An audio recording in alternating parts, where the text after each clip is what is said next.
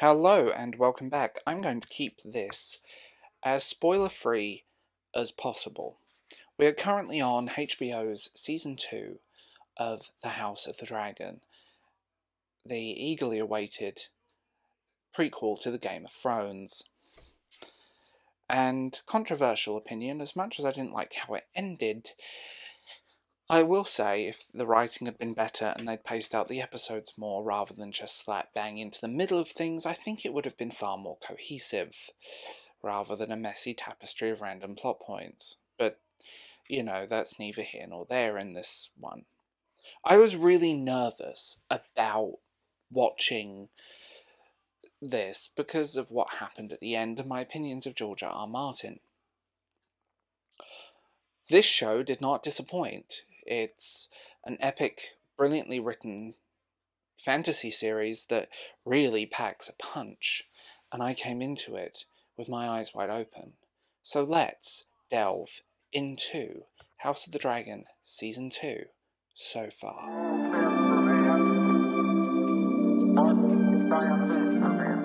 At the time of recording this, House of the Dragon, I've just finished episode 3 of Season 2 of House of the Dragon, HBO's eagerly awaited prequel to the Game of Thrones.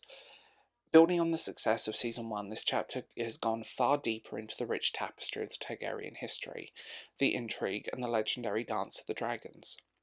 With stunning visuals, complex characters, brilliant world building, and a plot full of twists and turns, so far on episode 3, it's honestly cemented itself in fantasy television, and honestly, a lot of other companies should take note on what to do here. Let's be honest. This explores the worlds of Westeros. Season 2 opens the world of Westeros in ways that fans have long hoped for. I've been waiting for this for a long time. We are seeing and revisiting familiar locations, but also introducing new regions and cultures. The show's creators have heavily invested in world building, ensuring that every castle, battlefield, and city feels alive and vibrant. From sun-soaked streets of Sunspear to the icy expanse of Westeros, each location is brilliantly crafted, and honestly, I was surprised how beautiful many of these locations are. Beautiful set pieces that really set a narrative, and in fantasy, world building should be as important as as the characters. Without world building, you don't really have fantasy. Let's be honest.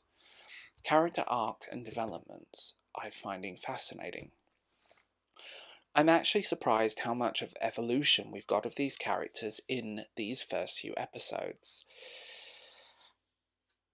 Watching actors portray these characters with incredible nuance and as they grapple with the burdens of war and leadership and the ever-looming threat of civil war, watching rivalries play out, and the brilliant Oliver Cook surprised me with this one. It definitely showcases the devastating personal and political consequences of their feud. Tiny spoiler. I'm actually surprised how well this has worked, and just seeing everything happen. Also, significant development in major supporting characters, Daemon Targaryen and Matt Smith, who took a long time to grow on me. For full transparency, I was never a Matt Smith fan. I liked him as the Doctor, and I liked him Terminator, and that's about it.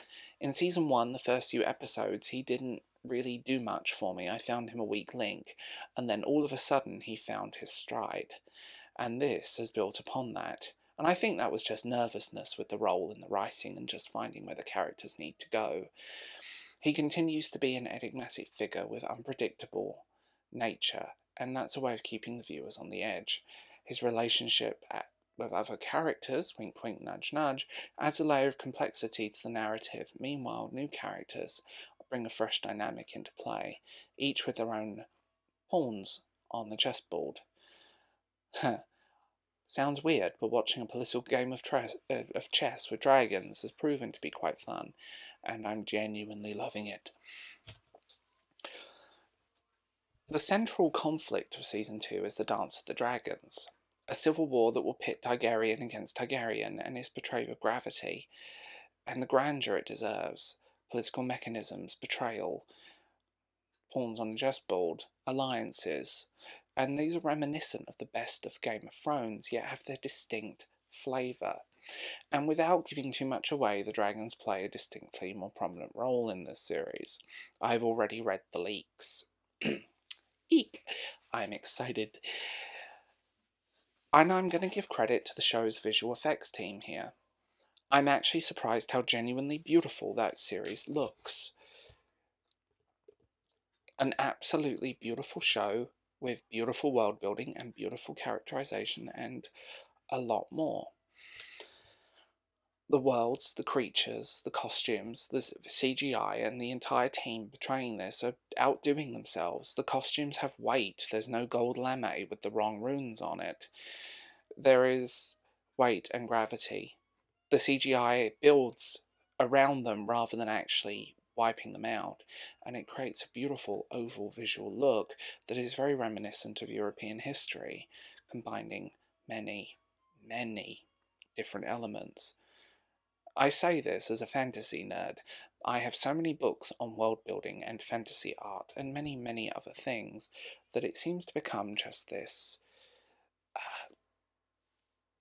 huge, just, it's my nerd factor. Let's be real, let's go off script. It's my nerd factor.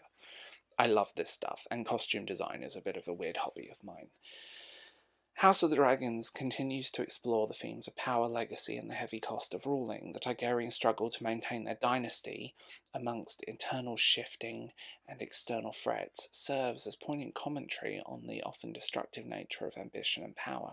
The show doesn't shy away from depicting the moral ambiguity of the characters and making it clear that in the Game of Thrones there's no true heroes or villains, only those trying to survive.